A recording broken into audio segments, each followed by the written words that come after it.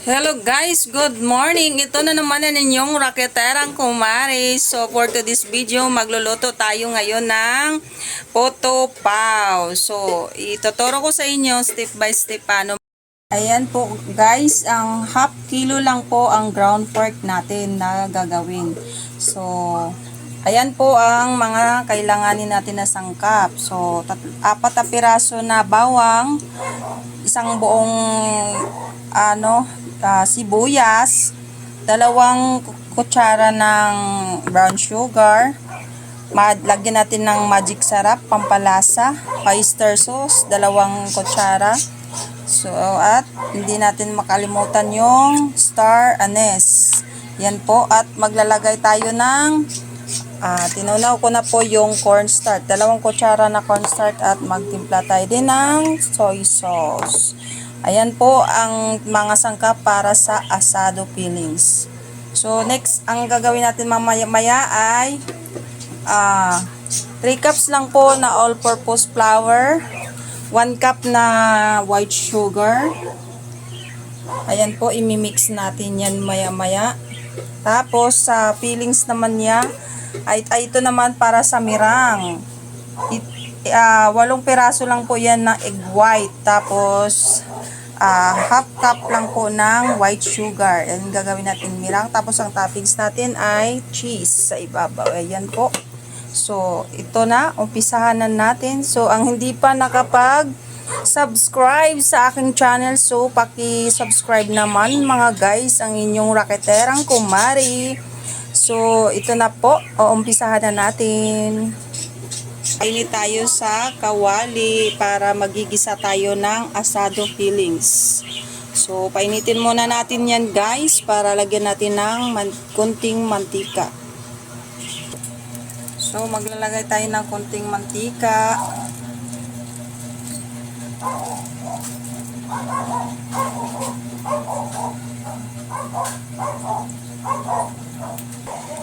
So, magisa tayo ng sibuyas. Inuuna ko pag-isa ang sibuyas kasi ang matagal na maano. So, kung medyo na siya, sunod mo na ang bawang. 4 na piraso na bawang. Yung lalabas na yung aroma niya. Yung na siya, mga pitbahay na yung amoy ng bawang. Ayun na po, pag ano. So, pwede na siya. Lagyan ng giniling na baboy. Yan.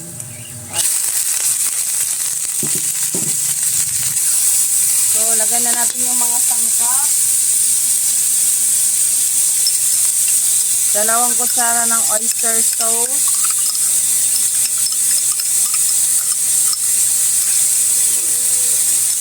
Ay, dapat pala. Kanina ko na.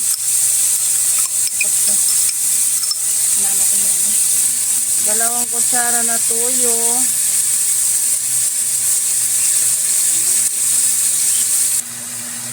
Lagyan natin ng konting asin. Puran ng magic sarap.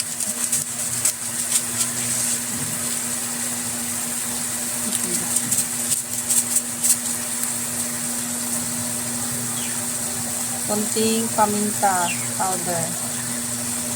Pampalasa. Amoy. So, maglalagay tayo ng star anise.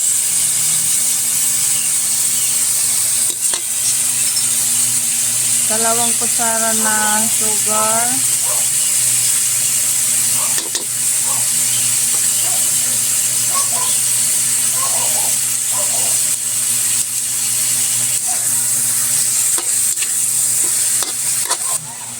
So, maglalagay tayo ng 2 kutsara na cornstarch, pampalapot. Kung tingin mo na malapit na siyang maluluto. So, ayan na siya guys. Malapit na siyang maluto. Ayan na po.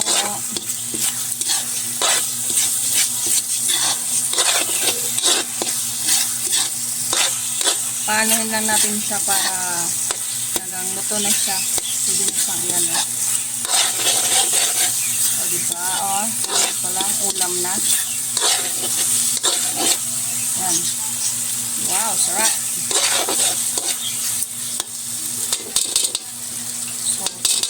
So, ayan guys, luto ng ating asado fillings. So, set aside muna natin to. So, 3 cup ng all-purpose flour. So, salain natin. Pangalawang cup. Salain natin para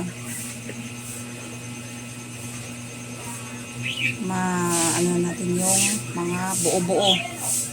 Tanggal yung buo-buo.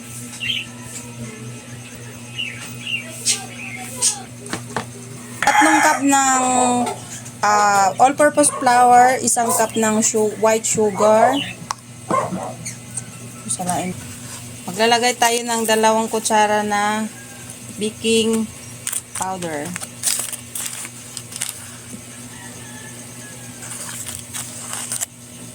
Yan, 2 kutsara na baking powder.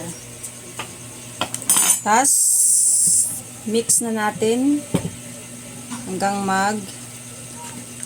combine ang lahat ng sangkap ingredients. So, nagdagdag pala tayo ng 1 cup ng tubig para magiging ano siya. Tapos, i-mix well mo para mag-combine lahat ng sangkap. Hanggang magganito yung ano niya, texture niya. Smooth. So, pag na-mix na siya ng ano, so, set aside muna natin siya guys. Para gagawa muna tayo ng mirang. Ngayon guys, gagawa tayo ng mirang. Sa Tagalog, merengue. So, ito ang gamit natin ngayon ay hand mixer. So, ano natin para siguraduhin na muna natin na yung egg white natin ay walang nakahalong egg yolk kahit patak. Kasi para makuha natin yung gusto natin na fruity, ano siya, yung pag double size ang kanyang volume.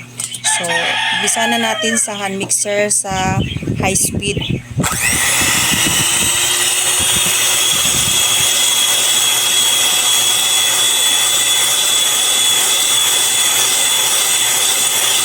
Yan, siguraduhin natin na muna siya magtuloy natin. Pag magtingin mo na medyo nag-bubbles na siya, so, dandahan nating dagdagan ng sugar. So, hatiin natin sa 3 yung sugar. Unti-untiin natin na mag-add ng sugar. 3 ano.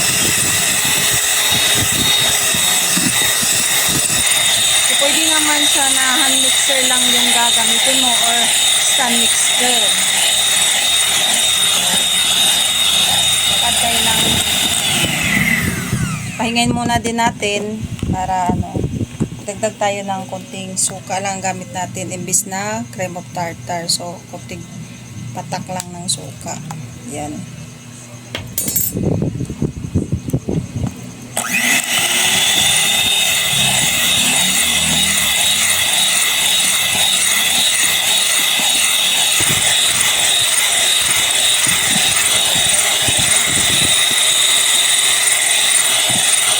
Natin biglain pag halo yung sugar para hindi siya magbagsak kasi magtutubig yan. And guys, medyo nagdoble na yung ano yan.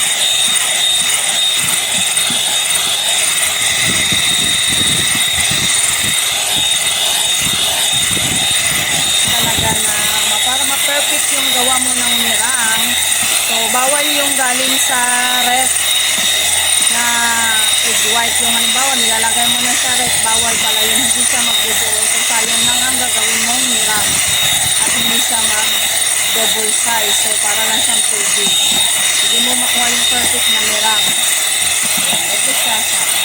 Pag malalaman mo siya na okay na siya, kasi kahit ituwad mo yan, hindi matatapon yan. Yan. Kailangan talaga na hindi siya galing sa ref na malamig yung tapos may dapat tuyo yung lagayan, may wala siyang halong tubig, walang halong egg yolk. Kaya kailangan puro talaga sa egg white. Mag-double size na yung yan. Okay na yung mabigot. Kumi na siya. Pwede na siya.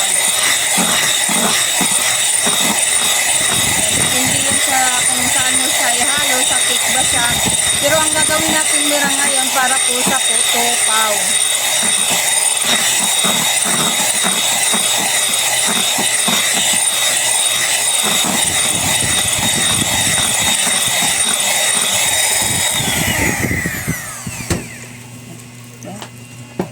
Ayan. O, diba? Hindi na siya natatapon. Kahit itutuwad mo siya, hindi siya natatapon. Ganyan na siya ang perfect na merang. So, sa paghalo ng merang, so i-divide natin into 3. Ganon din siya paghalo. Tatlong hati siya para pag ano, unti-untiin mo siyang ihahalo. Hindi siya, ganyan lang dapat pagkahalo. Hindi yung ano, kasi ma-overmix naman siya. Papangit din yung ano natin. Yung puto pao. Kasi bawal din siya na mag-overmix. Kasi babagsak din yung mirang natin na ginagawa. Ayan, ganyan siya.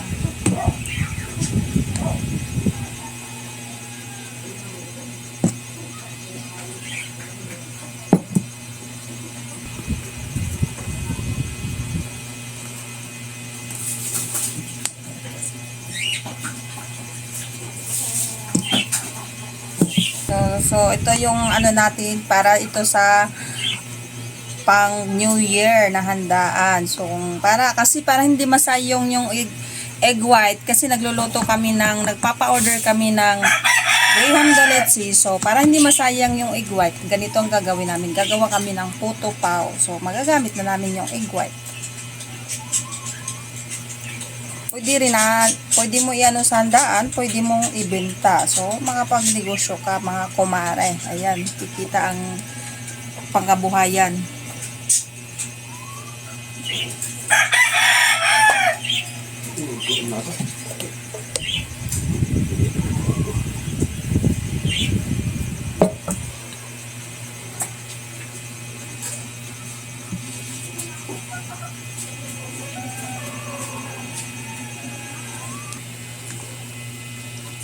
Sakto lang yung lagayan natin na hindi siya naapaw, hindi rin siya sakto lang siya talaga.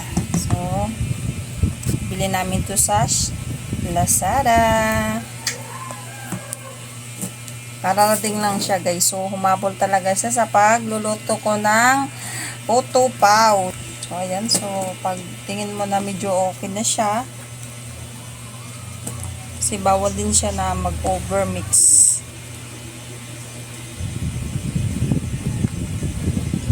Ito na yung iyan natin sa puto pao. So, ayan, maglalagay na tayo sa ating cupcake molder.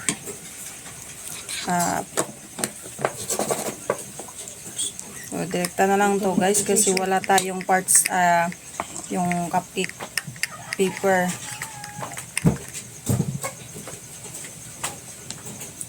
Ayan, silagay natin. So, meron na tayong nagawa. So, nilalagay na natin yung asado filling.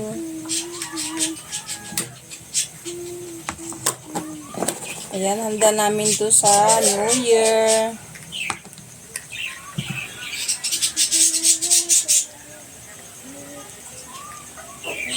Nagawa na kami kasi busy na siya. Mga susunod na araw, busy na kami sa aming mga pangnegosyong Graham Delicacy. Para may magamit namin yung egg white, ito ang ginagawa namin. Gagawa kami ng puto pao. Para hindi masayang yung egg white. Kasi ang ginagamit namin, puro egg yolk talaga para creamy siya at masarap. Smooth yung texture niya. So, ilalagay na natin. Siguraduhin na natin kulo na yung natin. Tapos, inaano natin yung apoy. At takpan natin ng towel. Okay na. Check natin. Wow, ang ganda na. Check natin. Wow, ang sarap. Yan. Ayan, lutuin natin siya ng medium heat. lutuin natin muna siya ng 10 minutes bago lagyan natin ng cheese. Ayan na po siya guys. Wow, ang sarap. Puto pao. Ayan na po siya guys. Luto na po siya. Ayan, may puto. May ano siya. Oh, ayan, sarap. Diba? Tikman na natin. Kain na tayo. Ayan na po guys, nakagawa po kami ng 54 pieces na puto pao. Ayan, sarap. Thank you for watching. God bless.